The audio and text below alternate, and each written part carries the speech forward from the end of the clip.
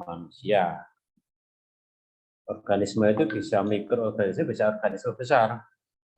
Mikroorganisme contohnya apa? Bakteri, virus, jamur. Organisme besar contohnya apa? Cacing. Itu kan juga infeksi. Walaupun kalau untuk cacing, sering istilahnya itu investasi. Kadang seperti itu. Ya. Nah, bagaimana proses perjalanan infeksi itu?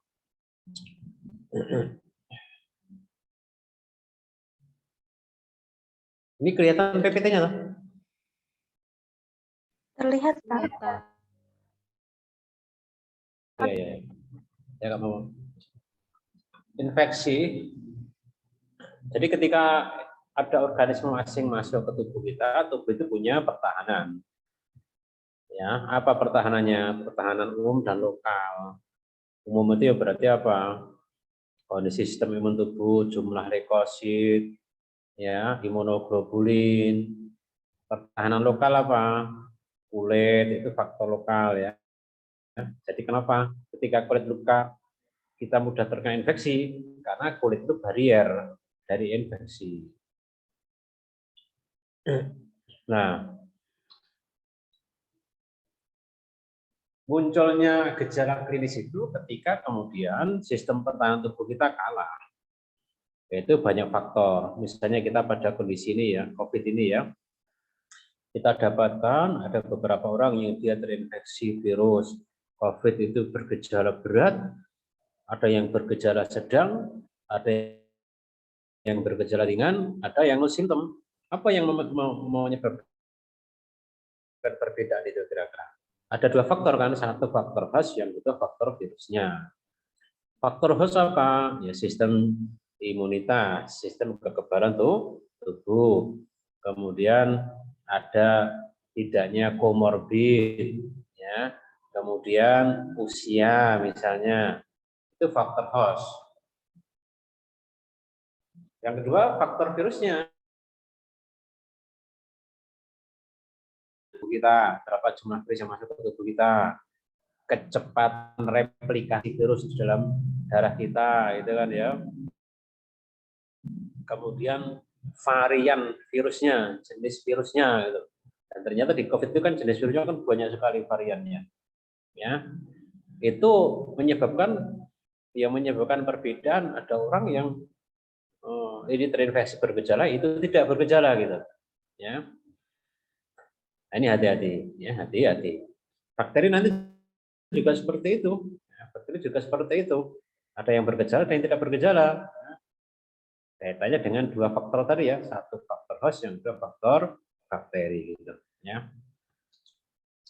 Nah, secara umum ada yang namanya periode inkubasi atau incubation period ya, dan ada namanya prodromal period.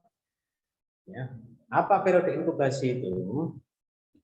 Periode inkubasi itu adalah waktu antara masuknya patogen baik bakteri maupun virus sampai onset of symptom, sampai timbulnya gejala.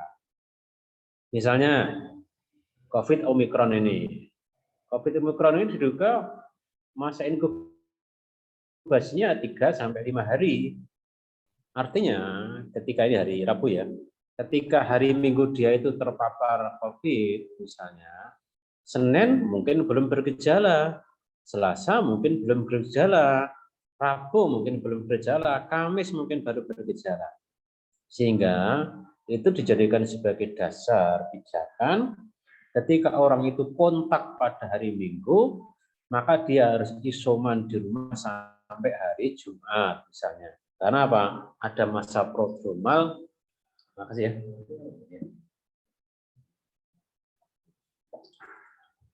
Ada masa prodromal di mana virus sudah bisa masuk tapi tidak bergejala, tapi dia bisa menularkan kepada orang lain. Maaf, ada masa periode inkubasi ya. Itu namanya periode inkubasi. Nah, beberapa bakteri, beberapa virus masa inkubasinya beda-beda. Ada yang lama, ada yang cepat. Yang lama contohnya apa? Yang lama itu contohnya adalah virus HIV. Ya, virus HIV. Dia itu tahunan masa inkubasi. Sejak dia terkena virus HIV sampai timbulnya gejala HIV itu tahunan, ya. Sehingga sering disebutkan ada window periode jendela. Nah itu bisa dicari ya, bisa 4 tahun, 5 tahun itu. Pada waktu itu orang itu belum tahu dia itu terkena HIV, ya. Tetapi karena dia tidak tahu, justru itu menjadi faktor yang berbahaya. Karena apa? Dia bisa menularkan kepada orang lain tanpa dia sadari karena dia merasa tidak sakit. Itulah periode inkubasi. Jadi periode inkubasi itu sebenarnya di satu sisi dia merupakan reaksi tubuh dalam menahan patogen itu, ada sisi menguntungkannya, tapi juga ada sisi merugikannya. Merugikannya apa? Ketika orang itu kemudian tidak sadar bahwa dia itu menjadi berisiko menularkan, walaupun dia tidak bergejala, gitu ya.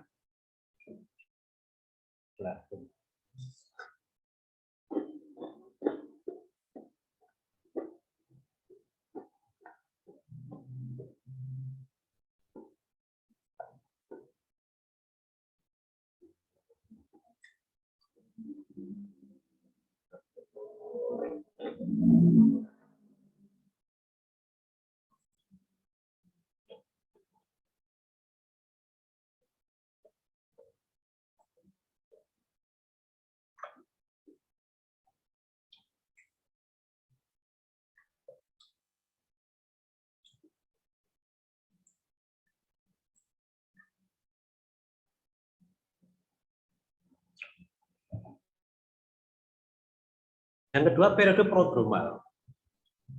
Apa periode prodromal itu? Periode prodromal adalah periode orang itu sudah ada gejala, tapi gejalanya sifatnya umum, tidak spesifik. Jadi seperti COVID ini, maka gejala prodromalnya apa? Ya cuma panas, batuk, itu kan tidak spesifik. Bisa virus COVID, bisa flu yang lain, bisa influenza kan? Itu namanya prodromal. Ya. Nah, kemudian berikutnya adalah periode sakit, illness of period, ya, period of illness. Waktu muncul gejala spesifik. Kalau COVID misalnya apa gejala spesifiknya? Anosmia misalnya. Anosmia itu sudah ada periode sakit sesuai dengan gejala, sesuai dengan patogennya gitu. Ya. Dan yang keempat adalah ini periode yang keempat itu bisa terjadi bisa tidak. Apa itu convalescent period? Periode penyembuhan. Nah, saya katakan bisa terjadi bisa tidak apa? Dia terjadi kalau memang tubuh itu punya ketahanan tubuh yang kuat sehingga dia bisa sembuh, patogennya kalah. Dia tidak terjadi ketika dia itu meninggal, maka tidak ada convalescence. Ya, jadi ada 4 ya, periode inkubasi, periode prodromal, periode illness, dan periode convalescent. Di semua infeksi seperti itu, waktunya berbeda-beda tergantung dari jenis patogennya. Ya. TB itu termasuk periode inkubasinya juga lama, ya. TBC itu lama. Kalau DHF masuk cepat 1-2 hari misalnya, ya 3 hari ya sama dengan COVID ini lah. Ya. Nah, ada localized infection, ada systemic infection, infeksi lokal maupun infeksi sistemik. Misalnya begini, kaki kita terusuk dengan paku. Ada kotor, berkarat, bakteri masuk, kuman masuk. Ada kalanya kemudian infeksi hanya lokal di situ, ketika tubuh itu ketahanan tubuhnya kuat, atau ada obat-obatan yang meningkatkan ketahanan tubuh dan menghambat laju infeksi itu. Misalnya kemudian dilakukan transisi, dilakukan sterilisasi, diberikan obat antibiotik, maka dia cukup localized infection. Tapi when the infection has spread throughout the body, it is referred to as systemic generalized infection. Tapi jika tubuh dalam keadaan lemah, tidak diobati, kemudian bakteri itu atau virus itu mengikuti aliran darah, maka itu disebut dengan systemic infection, generalized infection. Ya, sehingga nanti ada istilah bakteriemia, ada istilah viremia. Apa bakteriemia itu? Bakteriemia itu adalah bakteri itu ikut aliran darah. Viremia, virus sudah muncul dalam darah, tidak lagi di jaringan yang lokal. Ya. Dan itu relatif berbahaya. Ya. Kalau local infection relatif bisa tertangani, tapi kalau sistem infection perlu antibiotik yang sangat kuat, akan mungkin perlu combine antibiotik. Ya. Ada istilah akut, subakut, dan chronic disease. Infection ya, akut, subakut, chronic infection atau chronic disease. Akut apa? Cepat. Has a rapid onset. Onsetnya cepat. Onset itu apa? Onset itu mulai penyakit. Ya, usually followed by relatively rapid recovery. Tapi juga kalau akut itu biasanya recovery-nya dia juga cepat. Ya, recovery cepat. Misalnya apa namanya? Pelanjaran ya, pelanjaran tahu ya. Kelenjar kita membesar, nyeri itu. Maka begitu diobati ya recovery-nya cepat sembuh.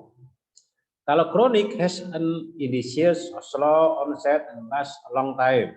Ya lama. Ya, lama, berlangsung lama dan penyembuhannya juga lama. Ada tipe-tipe bakteri tertentu dan virus tertentu yang dia itu memang sifatnya akut.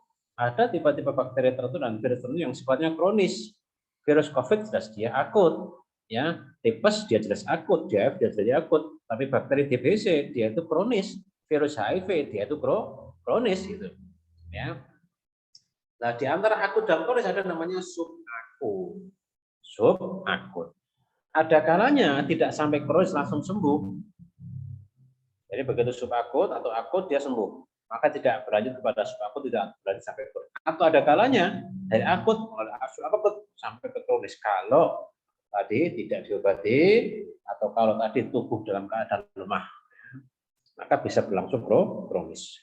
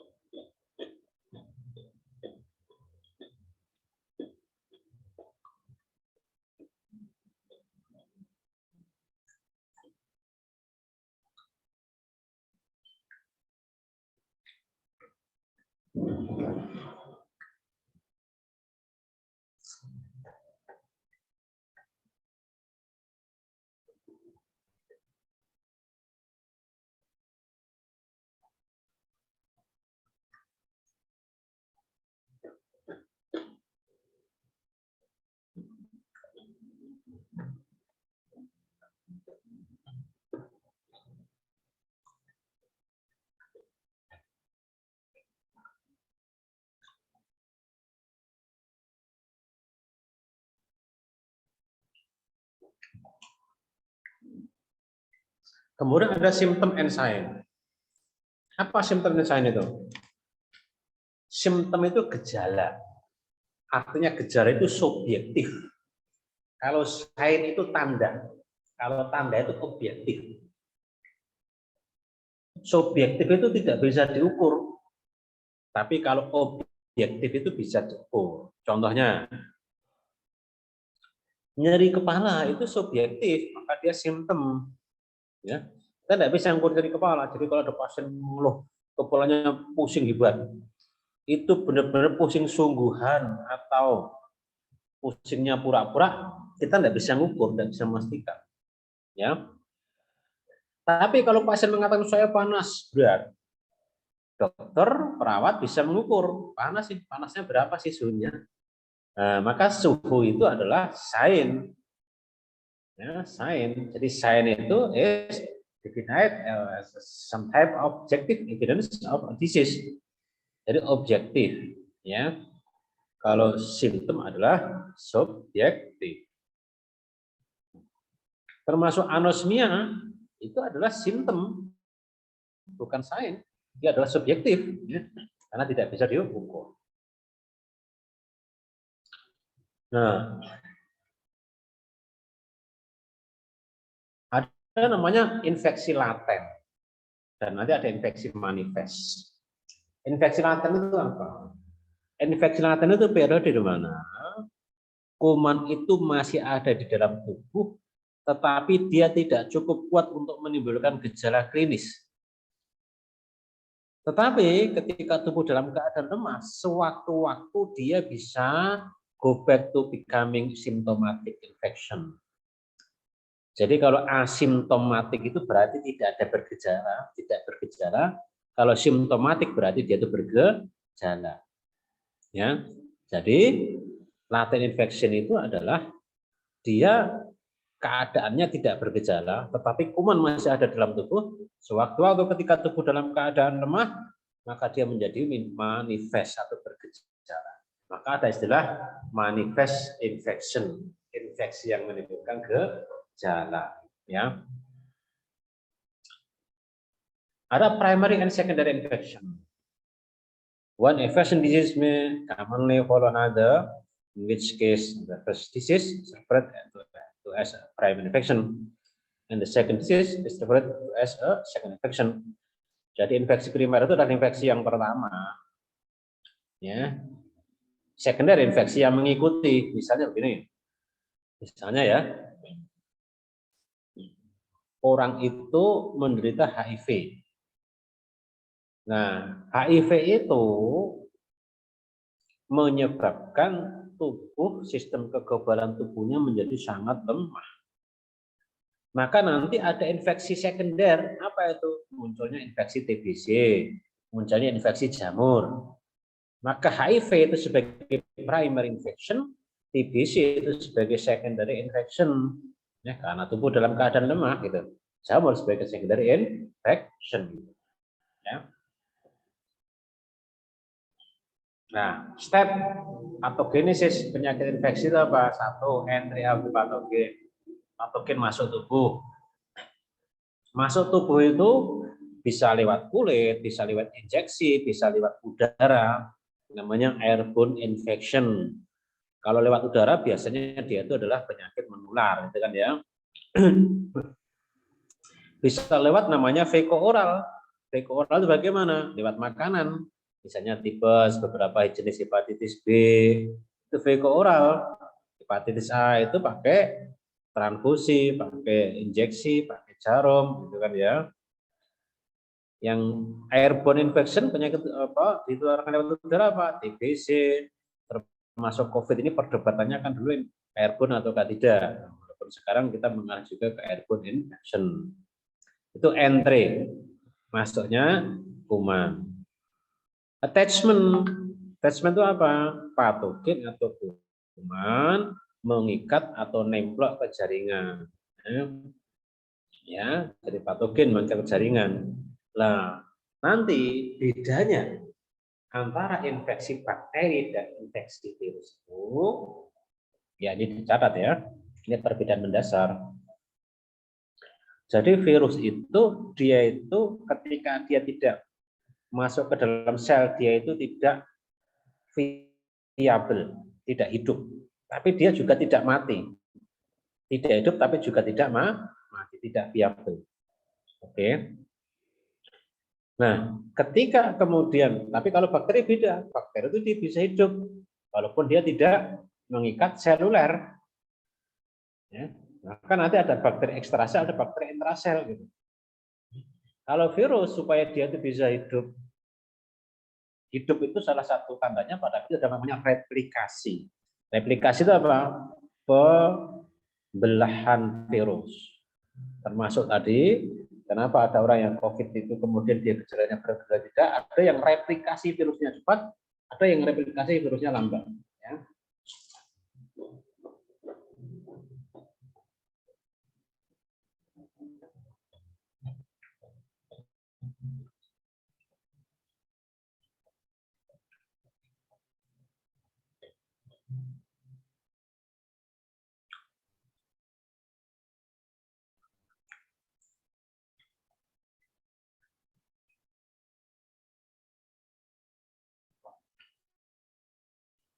Nah, kalau bakteri tidak, bakteri itu menyerang sel, itu bisa di luar sel, sehingga itu nanti berpengaruh kepada mekanisme kerja antibakteri dan antivirus yang berbeda.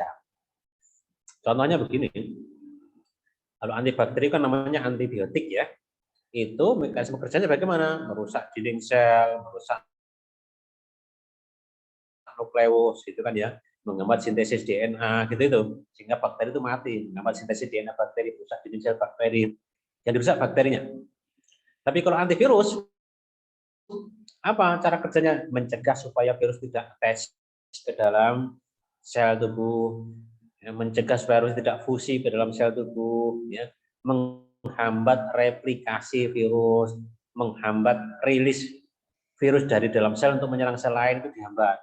Itu yang menyebabkan kemudian berbeda dalam mekanisme obatnya. Ya.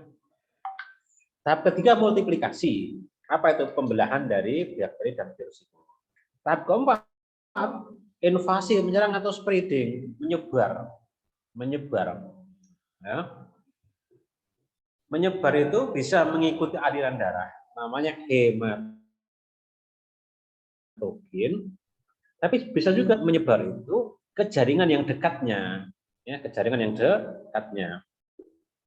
Jadi menyebar penjarahan ke jaringan dekatnya, bisa menyebar ke tempat yang hematogen, bisa menyebarnya lewat limfogen, jaringan limfo, ya, spread namanya, spreading. Ya.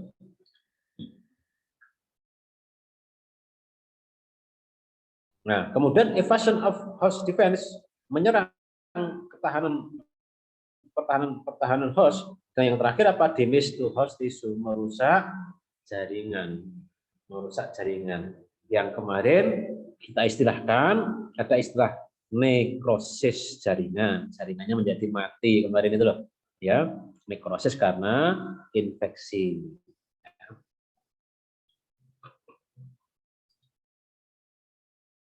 Nah,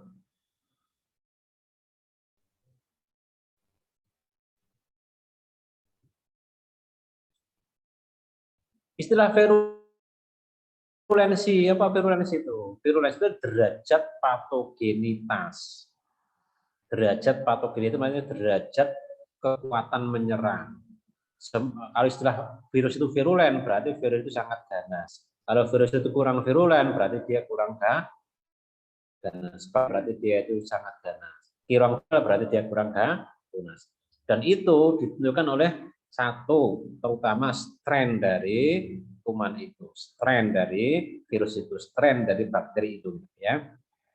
Itu adalah different species or even different strain of the same species. Jadi COVID ini kan spesiesnya kan satu, namanya SARS-CoV-2, tapi strainnya itu banyak. Strainnya itu banyak. Nah, strain yang berbeda itu ternyata menimbulkan virulensi yang berbeda, keganasan yang berbeda, sehingga Anda mengenai istilah delta, alpha, beta, gamma, delta, omikron, BA1, BA2, sekarang ada BA3. Itu namanya strain, ya, strain. Ya. Ya. Virulen itu capable of causing disease, mampu menyebabkan penyakit. Avirulen not capable of causing disease, tidak mampu menyebabkan penyakit. Ya. Nah, faktor-faktor affecting virulence, faktor yang mempengaruhi virulensi apa? Satu, obligat intraselular patogen. Patogen yang dia itu tinggal di dalam sel, maka dia bisa survive dan bisa multiplikasi, bisa proliferasi. Ya, ada tipe-tipe bakteri, tipe-tipe virus yang begitu dia masuk ke dalam sel, dia itu tetap survive dan dia multiplikasi. Kalau bakteri contohnya apa? TBC. Ya, TBC itu dia begitu masuk ke dalam sel dia bisa multiplikasi. Ya. Fakultatif intracellular pathogens. Ya. Jadi pathogens that are capable of both intracellular dan extracellular. Jadi dia itu bisa berada di dalam sel maupun di luar sel. Ini bakteri ini ya. Kalau virus kan harus ada di dalam sel. They are also able to survive within phagocyte. Ya. Jadi dia itu tetap survive walaupun dia tinggal dalam sel fagosit. Ya, tetap survive. Ya. Jadi kalau dia punya sifat obligatif intraseluler, punya sifat fakultatif intraseluler, ya dia virulen. Nah, two most important phagocyte in the body, phagocyte apa itu? namanya makrofag dan neutrofil. Jadi tubuh itu punya sel. Ya, kalau sel darah putih atau leukosit kan kita mengenal leukosit itu ada granulosit, agranulosit. Yang granulosit itu adalah basophil, eosinofil, neutrofil. Yang agranulosit itu adalah limfosit dan monosit. Neutrofil itu sel darah putih yang bertugas menghambat masuknya bakteri patogen asing ke dalam tubuh dalam waktu yang aktif. Ya. Makrofag itu adalah monosit-monosit yang dia bergabung menjadi besar dan bersifat kronis, makrofag. Jadi pertahanan tubuhnya di situ. Nah, tinggal nanti antara derajat virulensi dengan fagositosis ini kuat mana gitu. Ya, kalau kuat virulensinya berarti terjadi disease, tapi kalau kuat fagosit dan neutrofil ya berarti apa? Dia itu sembuh, tidak sampai kronis. Nah, bakteri ada yang berkapsul, ada yang tidak berkapsul. Yang berkapsul relatif sulit untuk difagositosis, ya, sehingga dia dapat multiplikasi.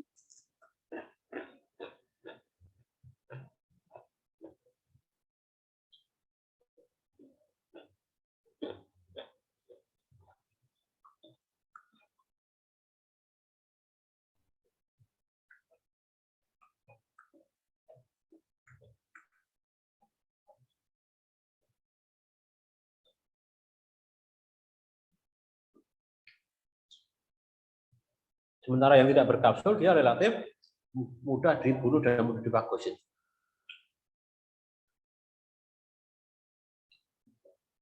Ya.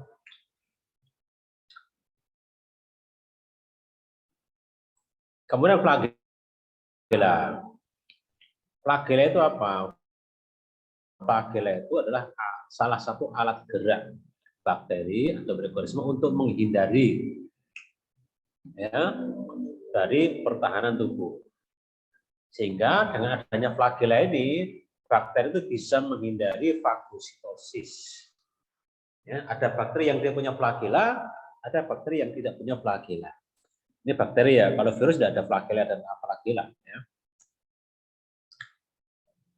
Exoenzim diproduksi oleh patogen. Ya.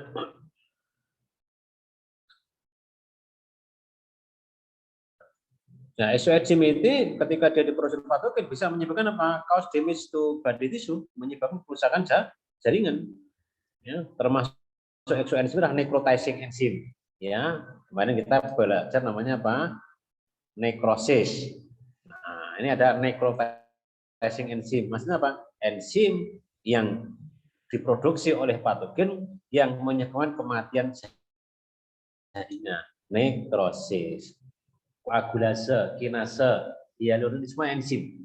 Enzim yang merupakan exoenzim yang cause damage to body tissue. Nah, ini destroy the tissue. Yang adalah enzim that destroy the tissue. Ya. Koagulase ini ya apa? Enzim yang mengikat protombin membentuk kompleks dengan stabilotrombin. Ini teori lah. Ini pada pas Staphylococcus aureus. Kinase ya, kinase. Ya.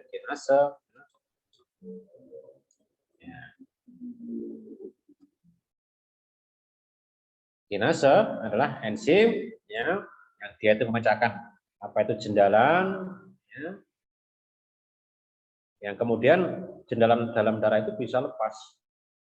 Kalau lepas bagaimana? Ikut aliran darah. Terkadang kemudian menyumbat ke pembuluh darah kapiler yang sempit. Ya. Hyaluronidase itu dengan spreading factor. Ini adalah patogen to spread through connective tissue by breakdown hyaluronic acid. Ya. Jadi dia adalah dengan apa spreading factor, menyebar ke jaringan-jaringan. Ya. Nah ini juga kolagenase breakdown, memecah kolagen. Ya. Apa kolagen itu? Supportive protein yang ditemukan di tendon, kartilago maupun tulang. Ya. Ini juga merusak jaringan. Kemudian hemolysin, enzim that cause damage to the host red blood cell. Hemolisis atau hemolysin. Hemolysin menyebabkan hemolisis. Apa hemolisis itu? Pecahnya red blood cell, pecahnya eritrosit, pecah. Ini karena hemolisin. Contoh hemolisin itu adalah misalnya, walaupun nanti tadi konteksnya adalah pembicaraan eksoenzim yang dihasilkan oleh bakteri atau kuman, tapi ada racun yang dikeluarkan oleh bisa ular itu juga terkadang punya sifat hemolisin. Artinya apa? Racunnya itu bisa melisiskan sel darah merah. Ya. Lesitinase, breakdown fosfolipid call lecithin, jadi memecah lecithin, ya, yang merupakan dia destruktif membran sel di dalam sel darah merah dan jaringan-jaringan yang lain. Ya. Jadi memecahkan lecithin untuk menyebabkan destruksi di membran sel darah merah atau eritrosit. Ya. Toksin menyebabkan kerusakan sel. Two major types, endotoksin dan exotoksin tadi ya. Exotoksin, neurotoksin, enterotoksin, exoliatic toksin dan sebagainya. Ya.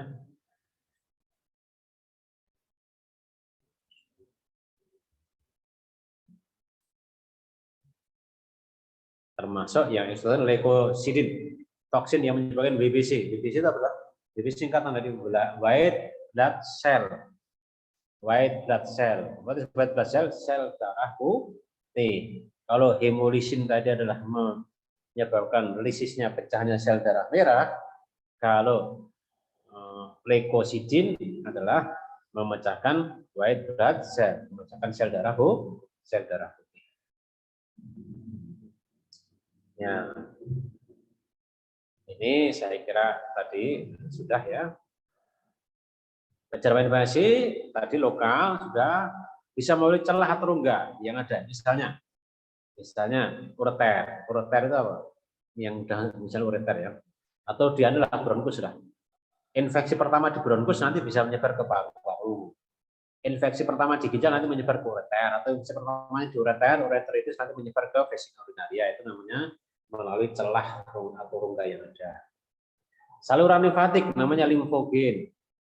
Ya, penyebaran limfadenitis. Saluran darah namanya hematogen. Bakteremia. Dan bisa juga melalui saraf ternyata. Misalnya rabies. Itu penyebarannya melalui saraf. Ya.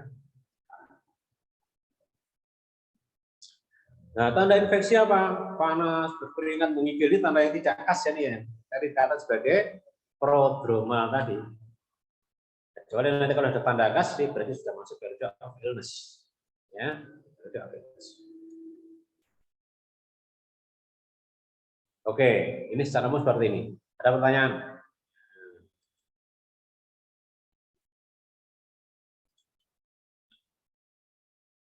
Kalau auditornya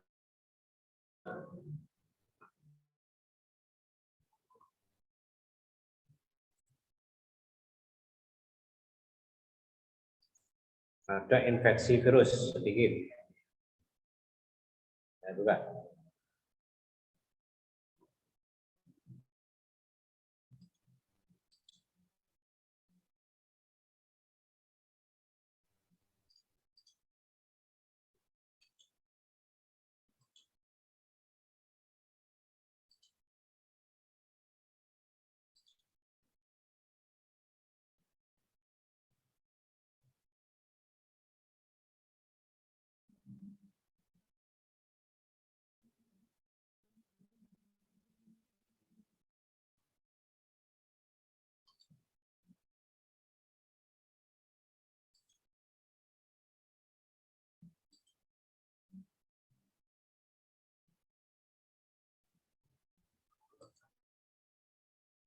Bapak izin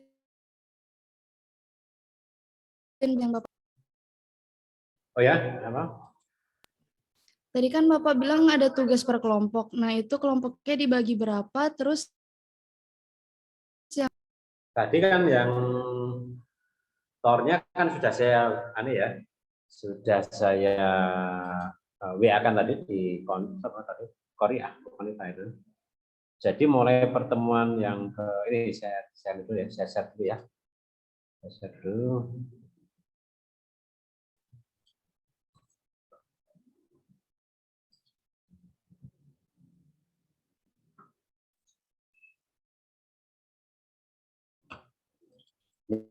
Ini saja nanti, kan ini kan 3 kelas, oh. Nah, kita mulai yang nomor 3 nih. 3 kelasnya ya. Nomor 3 sampai selesai. Saya nomor 3 ini besok kelas A dulu. Nomor 4 hari berikutnya, minggu berikutnya kelas sampai berapa tadi? Sampai 14 ya. Jadi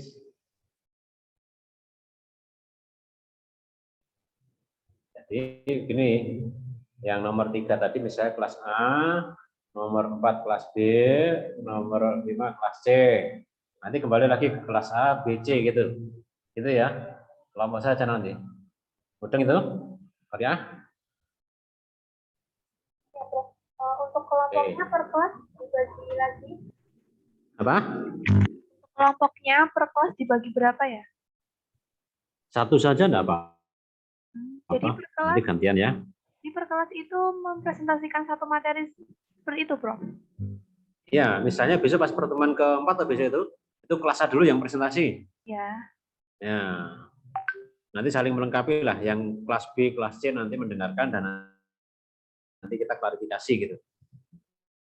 Mudah ya? Kalau untuk yang mempresentasikan perwakilan atau? Perwakilan saja. Atau nanti per kelas ini isinya berapa? 30-40 ya? 52. 50. Oh, dibagi 2 ya, per kelas dibagi 2 kelompok ya, biar nanti berikut komprehensif ya. Oh, ya, baik, Prof. Per kelas dibagi 2 kelompok ya. Oke? Baik, Prof. Ya, ya. Ini nanti sekali itu sebagai nilai tugas lah. Ya. Oke, kalau virus ini sekilas saja virus ya. Jadi supaya kita bisa tahu bedanya antara virus dengan bakteri. Prof mau tanya, Prof. Ya. Saya Savana dari kelas A. Prof, kalau kayak ini ngomong infeksi ya, jika kayak orang terkena COVID-19 terus itu kayak mempunyai penyakit dan harus dioperasi pada saat itu juga. Nah itu penanganannya itu apakah boleh, Prof? Kan itu kena COVID. Makasih.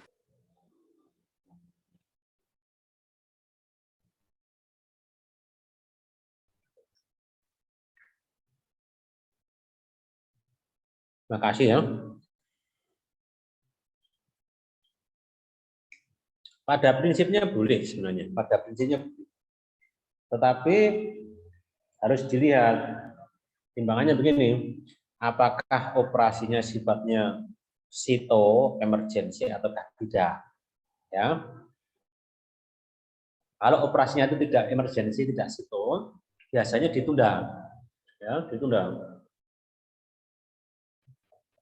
Tapi kalau operasi sifatnya emergency itu ya tetap tidak apa-apa, tetap dilakukan dengan protokol yang ketat gitu. Protokol yang ketat. Betul ya? Misalnya operasi yang tidak sito itu misalnya apa? Operasi patah tulang misalnya. Itu tidak sito. Maka bisa saja dokternya ragu-ragu nunggu COVID-nya selesai dulu, dulu baru nanti dioperasi gitu misalnya. Oke. Tergantung juga dari berat ringannya gejala COVID. Kalau gejala COVID-nya berat sesak napas ya tidak mungkin dilakukan operasi. Ini yang tadi bisa dilakukan bersama tadi kalau COVID-nya tidak gejalanya ringan dan operasinya sifatnya emergency. Itu ya. Iya, Prof. Makasih, Prof. Oke, ada lagi?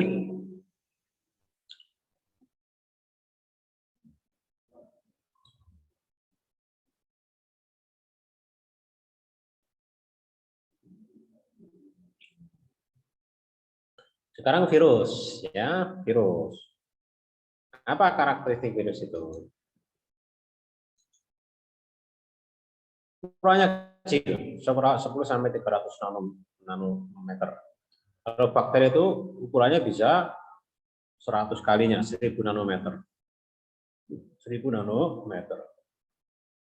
Kalau eritrosit itu 7000. 500 nanometer. Ya.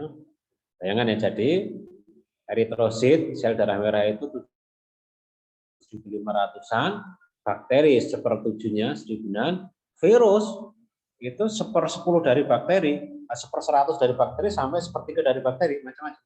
Ya. Kalau COVID ini kan didudukan 150-an, 150 nanometer. Nah, virus ada DNA, ada RNA. Ya. Metabolisme virus tidak terjadi di luar sel. Ya. Virus tidak bisa tumbuh di media. Ya. Kalau bakteri bisa tumbuh di media. Ya. Strukturnya apa? Protein coat atau kapsid namanya. Nah, protein atau kapsid. Ya. Kemudian virion, ada partikel virusnya, ada kapsomernya, asam nukleatnya, gitu. Ya. Nah, bentuk virusnya ada kubik, ada helik, ada kompleks. Gitu. Ya.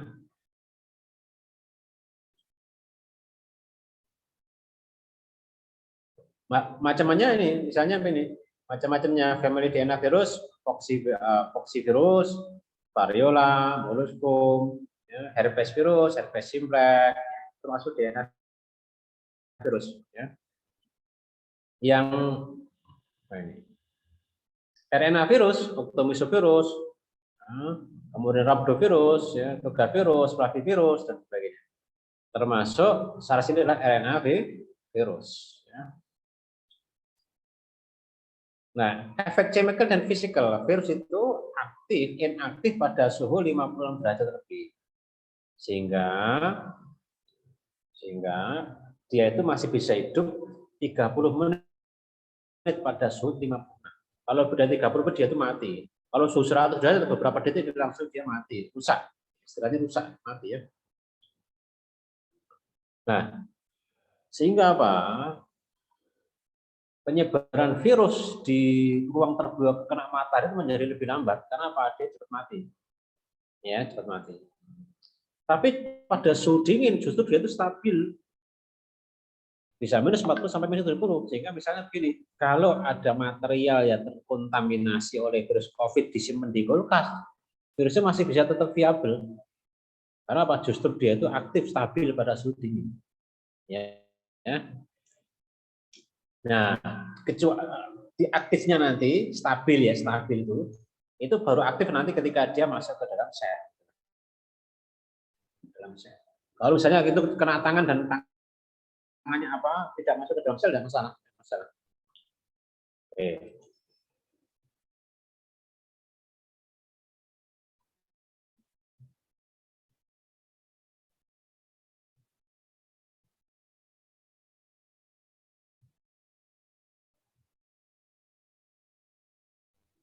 Nah ini growth cycle dari virus. Ya, absorpsi tadi katanya dari attachment fusi ABC ya, adanya reseptor sebagai pada membran, suhu 30 derajat dapat juga 4 derajat, ya, enhance dengan Mg dan Ca. Kemudian entry masuk ke dalam sel, invaginasi membran sel, ya. Kemudian uncoating melepaskan asam nukleat, mengeluarkan benua asam nukleat, gitu. Terus terusnya transkripsi, sintesis komponen, assembling, rilis. Rilis apa? Virus dalam sel dikeluarkan dari sel untuk menyerang sel yang lain, sel manusia yang lain. Namanya rilis. Sehingga apa? Menyebar. Yang dikatakan tadi replikasi itu ya di sini ini. Terusnya replikasi. Nah, virus dengue saya kira tidak spesifik ke situ ya. Ini beberapa jenis virus saja.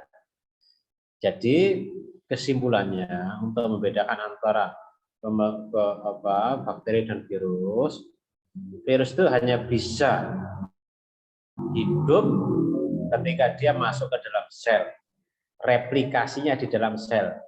Tahapannya ini tadi, ya, absorpsi atau fusi, entry, uncoating, transkripsi, sintesis, assembly, dan rilis. Kalau bakteri itu bisa di intrasel, bisa di ekstrasel. Bakteri mengeluarkan toksin, ada endotoksin, ada eksotoksin gitu. Virus tidak, ya, virus tidak. Ada pertanyaan?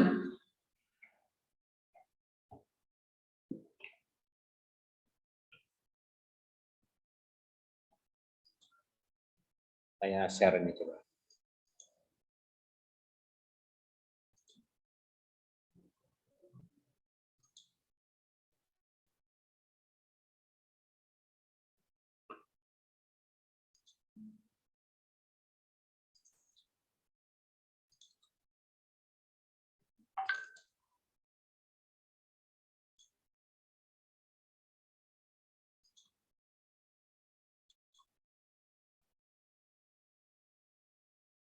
Nah, silakan kalau ditanyakan.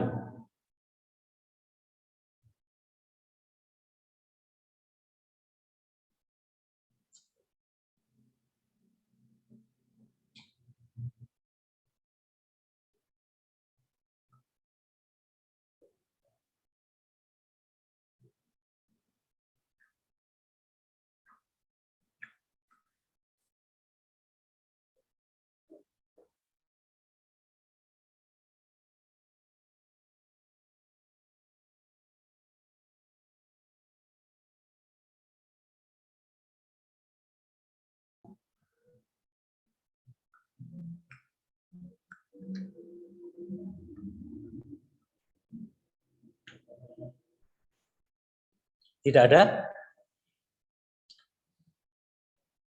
Tidak ada, sementara cukup ya ini ya. Sementara cukup. Ya, terima kasih. Tetap semangat, rajin belajar, rajin ngaji, sholat malam, yang laki-laki sholatnya di masjid. Terima kasih. Assalamualaikum warahmatullahi wabarakatuh. Waalaikumsalam Waalaikumsalam warahmatullahi wabarakatuh. Terima kasih, Pak. Terima kasih, Bapak. Sama.